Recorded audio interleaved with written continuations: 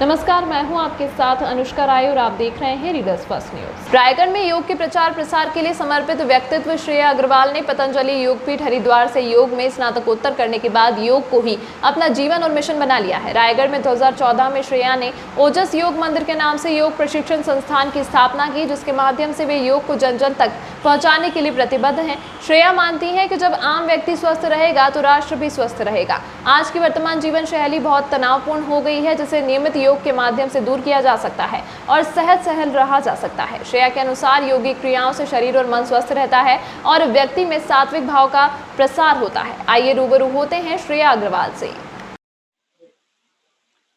आज हमारे बीच योग के प्रचार प्रसार के लिए प्रतिबद्ध शख्सियत श्रेया अग्रवाल रूबरू कार्यक्रम में मौजूद हैं।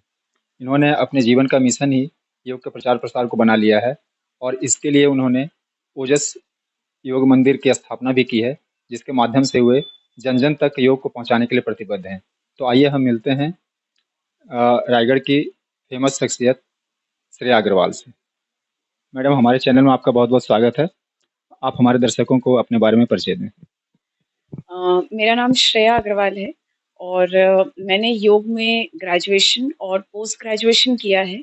मैंने हरिद्वार पतंजलि योगपीठ से अपनी पढ़ाई पूरी की है और 2014 में अपनी पढ़ाई करने के बाद फिर मुझे ऐसा मेरा मानना है कि अगर व्यक्ति अपने जीवन का हमारा एक बहुत सीमित समय है जीवन का, और अगर हम उसको एक सही दिशा में लगाएं तो वो बहुत आवश्यक है। तो मैंने अपने जीवन में एक छोटा-सा व्रत लिया है कि सब जन में ईश्वर को देखते हुए मेरी जितनी शक्ति और सामर्थ्य होगी, तो योग के माध्यम से सेवा का अनुष्ठान और संकल्प हमने लिया है।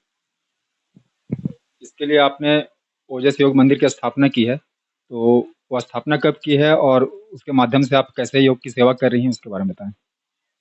2014 में बहुत छोटे से जगह पर हमने योग कक्षाएँ शुरू की और हमने योग कक्षाओं को रोगानुसार योग कक्षाएँ की, जैसे अलग-अलग रोग आजकल जो लाइफ़स्टाइल डिसीज़ हैं, उन पे हमने फ़ोकस किया।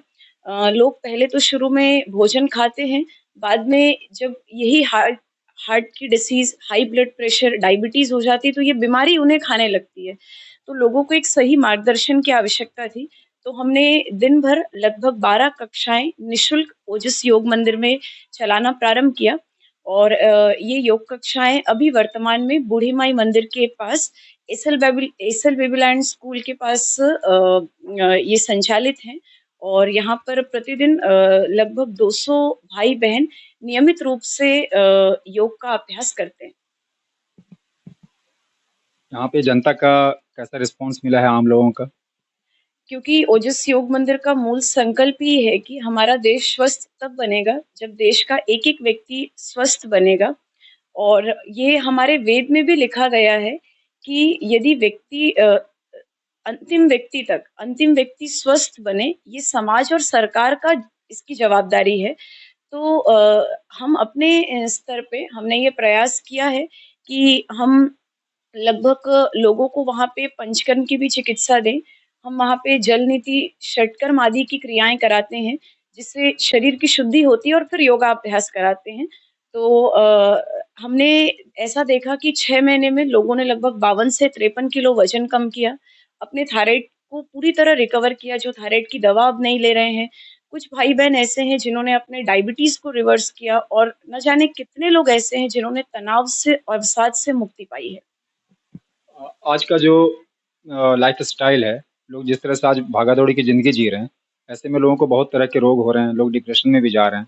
तो इन सब पे योग कैसे अपना प्रभाव छोड़ता है या कैसे लोगों की मदद करता है? देखिए, जैसी अव्यवस्थित जीवन शैली में आज हम सब हैं, इस अव्यवस्थित जीवन शैली से मैं कहना चाहूँगी अव्यवस्थित कार्यशैली। हमारी कार्यशैली इतनी अव्यवस्थित हो गई है कि तनाव सहज हमारा स्वभाव बन चुका है और आज हर व्यक्ति इस तनाव से मुक्त होकर सरल सहज भी रहना चाहता है। तो इसके लिए हम सबको एक सकारात्मक ऊर्जा चाहिए और सकारात्मक ऊर्जा के साथ जो काम हमने करने का संकल्प लिया है, उसको करने की शक्ति चाहिए। ये शक्ति निश्चित रूप से नित्य प्रतिदिन योग करने वाले व्यक्ति को ही मिल सकती है। तो मेरा आप सबसे एक विनम्र निवेदन है, आप सभी अपना 1 घंटा सुबह या शाम प्रातःकाल 1 घंटा सर्वोच्च प्राथमिकता योग को दें और सुखी जीवन का मार्ग योग है, इसे अपने जीवन में अपनाएँ। हमारे दर्शकों के लिए कुछ सामान्य योग क्रियाएँ बता दें ताकि वो इसको अपना पाएँ और इसके लिए मैं आपसे रिकमेंड करूँगा कि स्पेशली हाउसवाइफ्स को अपने जो समय नहीं निकाल पाती हैं, तो कम समय में ऐसे योग क्रियाएँ कर लें ताकि वो स्वस्थ रहें। सबसे मुख्य है यदि आप मुझसे ये पूछेंगे कि हम योग कहाँ से शुरू करें और कैसे शुरू करें? जिन्होंने योग शुरू नहीं किया है, तो उनके लिए सबसे अच्छा है आप प्राणायाम से शुरू करें। क्योंकि प्राणायाम में कोई भी तर्क, तथ्य, युक्ति, कोई भी प्रश्न नहीं है।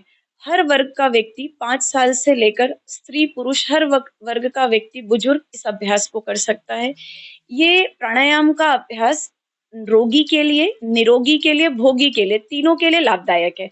तो सबसे पहला प्राणायाम मैं आज 5 प्राणायाम आपको बिल्कुल संक्षिप्त में बताऊँगी और कितने-कितने मिनट करना है, इसका एक छोटा-सा हम शेड्यूल कर लेते हैं ताकि हम 15 मिनट में 5 प्राणायाम का अभ्यास कर सकें।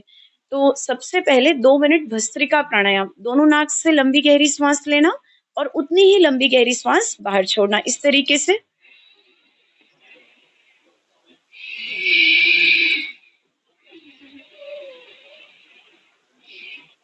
कोरोना काल में हम सब ने ये बहुत अच्छे से समझ लिया है कि जो व्यक्ति योग नहीं करेगा, उसके मुख्य अंग स्वस्थ नहीं रह सकते। तो आज हम ऐसे घातक बीमारियाँ हमें घात लगाकर देख रही हैं। हमने योग नहीं किया तो इस शरीर की रक्षा करना बहुत ही चुनौतीपूर्ण हो जाता है। तो जब ऐसे आप भस्त्रिका करते हैं, तो एक तो आपका स्ट्रेस भी कम होता है, एंग्ज़ायटी भी कम होती है और दूसरा डीप ब्रीथिंग से आपके शरीर में प्राण का स्तर बढ़ता है। दूसरा प्राणायाम कपालभाति प्राणायाम। अक्सर हाउसवाइफ को ये शिकायत होती है कि मुझे अपना वज़न कम करना है, मुझे वज़न नियंत्रित करना है। बहनों को भी बहुत इच्छा होती है कि मैं कैसे घर पे रहकर वज़न कम करूँ। तो ये एक बहुत नेचुरल तरीका है। दोनों नाक से श्वास बाहर छोड़ें, पेट अंदर की ओर जाएगा, इस तरीके से। कपालभाति करें तो गर्दन ना हिलाएँ और इस तरीके से सिर ना हिलाएँ, तो ये अभ्यास गलत हो जाएगा। सही अभ्यास करेंगे तब 100% लाभ मिलेगा। तो सही अभ्यास है नाक से हम जैसे फूँक रहे हैं, इस तरीके से श्वास को बाहर फूँकना, पेट अपने आप अंदर जाएगा। तो इस तरीके से सामान्य हाउसवाइफ या सामान्य व्यक्ति पहले कपालभाति का अभ्यास 5 मिनट से प्रारंभ करें और फिर धीरे-धीरे अपने अभ्यास को बढ़ाते हुए इस अभ्यास को आप बाद में 6-8 महीने के बाद 15 मिनट तक कर सकते हैं।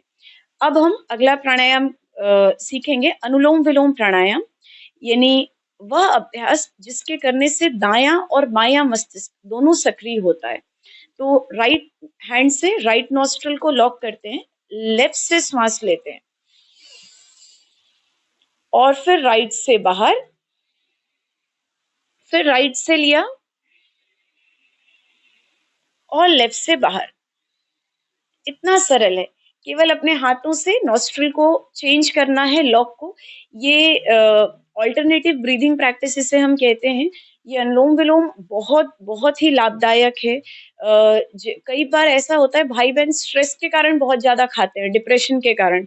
घर पे बैठे हैं और भोजन करते ही चले जा रहे हैं और ख़ासकर ऐसा भी होता है कि कई बार बहुत अधिक स्ट्रेस के कारण भी आपका वजन अनियंत्रित हो जाता है। तो आप इस तरीके से अनुलोम-विलोम प्राणायाम करेंगे तो मुझे पूरा विश्वास है कि आपको रोग मुक्ति तो होगी और गंभीर रोग में भी अनुलोम-विलोम प्राणायाम जैसे माइग्रेन क्रोनिक हार्ट डिसीज़ आप यदि चेयर से उतर नहीं सकते, आप चेयर पे बैठकर ही अभ्यास करना चाहते हैं, खाने के बाद अभ्यास करना चाहते हैं, तो ये एकमात्र प्राणायाम है, आप इसे कर सकते हैं। तो 5 मिनट इसका अभ्यास करेंगे।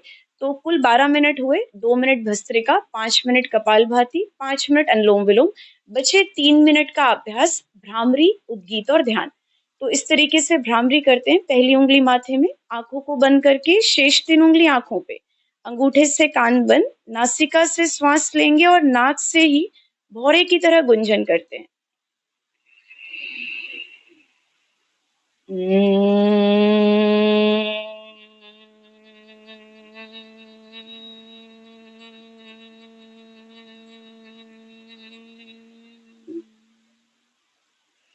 ये है भ्रामरी का अभ्यास। आप इसे 3 बार रात में सोने से पहले भी करें, जिन्हें तनाव बहुत रहता हो, आपको इससे नींद बहुत अच्छी आएगी। इंसोम्निया, अनिद्रा की समस्या में ये बहुत लाभदायक है। और 2 से 3 बार इसका अभ्यास करें। 1 मिनट में 2 से 3 बार ये अभ्यास बहुत आसानी से हो जाएगा। इसके बाद फिर ओमकार का नाद। जब हम प्रार्थना पूर्वक ईश्वर का नाद करते हैं, तो निश्चित रूप से हमारे अंदर जो पैल्पिटेशन हो रही है, हृदय की धड़कन बढ़ना, कई बार पेट में अनचाहे रूप से खाना नहीं पचता, हमें कारण समझ में नहीं आता, क्योंकि हमारा गट ठीक ठीक तरीके से प्रोसेस नहीं कर रहा होता है। तो ऐसे शांत मन से एक बार ओमकार का नाद करते हैं। ओम।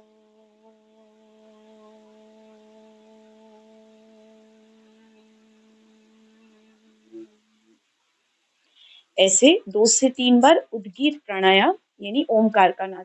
इसके बाद फिर ध्यान। आंखें बंद करके अपने चेहरे को हल्का सा ऊपर की ओर उठा लें, हथेलियां आपकी आकाश की ओर। बिल्कुल सहज शांत होकर आंखें बंद करते हुए अपने मन को श्वास पर टिका लें। ईश्वर का साक्षात प्रमाण श्वास के रूप में हमारे साथ है। एक एक श्वास को पहरेदार की तरह आते और जाते हुए बहुत ध्यान से देखें।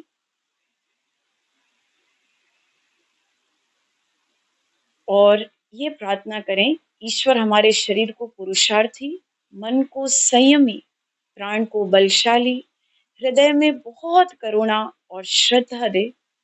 और ईश्वर ने हमें जो भी दिया है, वो हमारी सामर्थ्य और योग्यता से अधिक दिया है।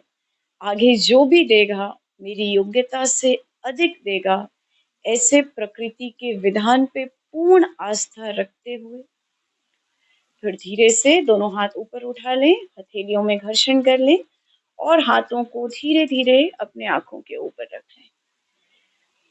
इस तरीके से आप 15 मिनट ये योग का छोटा सा प्रोटोकॉल कभी भी दिन में खाना खाने के बाद खाली पेट करें तो सर्वोत्तम है। यदि समय ना मिले तो खाना खाने के 2 घंटे बाद भी बहुत आसानी से आप 15 मिनट का ये अभ्यास कर सकते हैं। जैसे सबसे पहले सुबह का बैच मेडिटेशन का होता है, उसके बाद फिर वजन कम करने का बैच, उसके बाद फिर डायबिटीज का बैच और फिर उसके बाद कमर दर्द, जॉइंट पेन का बैच। तो ऐसे सुबह का 4 सत्र और फिर शाम को संध्या 4 बजे से लेकर 8 बजे तक 4 अलग-अलग सत्र, ऐसे 8 सत्र चलते हैं। आप अपने रोगानुसार कोई भी सत्र आकर उसमें अभ्यास कर सकते हैं। मतलब ये तो बड़ी खुशी की बात है कि आप योग के साथ-साथ रोगों का उपचार भी करवा देती हैं। इसमें आप अकेली हैं कि आपकी टीम भी है साथ में? बिल्कुल टीम के साथ ही ये काम हो रहा है।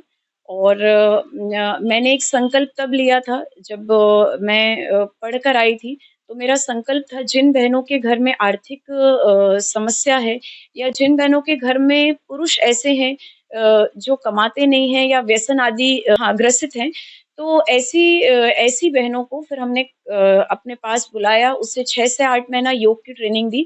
और अब आप आश्चर्य करेंगे कि वो बहन ने इतनी अच्छी योग शिक्षिकाएँ हो गई हैं, वो अलग-अलग घर पर जाकर योग कक्षाएँ लेती हैं और आर्थिक रूप से भी स्वावलंबी हुई हैं और मानसिक रूप से तो निश्चित रूप से उनका विकास योग से हुआ ही है। तो लगभग ऐसे 45 बहन हमारे पास हैं, जो मेरे 20-20 हाथ के बराबर है एक-एक बहनें, जो पूर्ण निष्ठा से अपनी सेवा दे रही हैं। मैं विशेष रूप से बहुत-बहुत प्रशंसा और धन्यवाद करना चाहूँगी रीडर्स फर्स्ट न्यूज़ चैनल का, जिन्होंने ये योग के आवाज़ को जन आंदोलन बनाने का प्रयास किया और लोगों तक योग की आवाज़ पहुँचाने के लिए आपने प्रयास किया, इसके लिए बहुत-बहुत धन्यवाद। इसी के साथ रवि प्रताप मौर्य और दिलीप कुमार जी का मैं विशेष रूप से इसके लिए आभार और धन्यवाद। और साथ-साथ ईश्वर से ये प्रार्थना है कि इन्हें और शक्ति मिले ताकि ये सेवा के कार्य को और गति दे सकें। आपका बहुत-बहुत धन्यवाद, हृदय से आभार।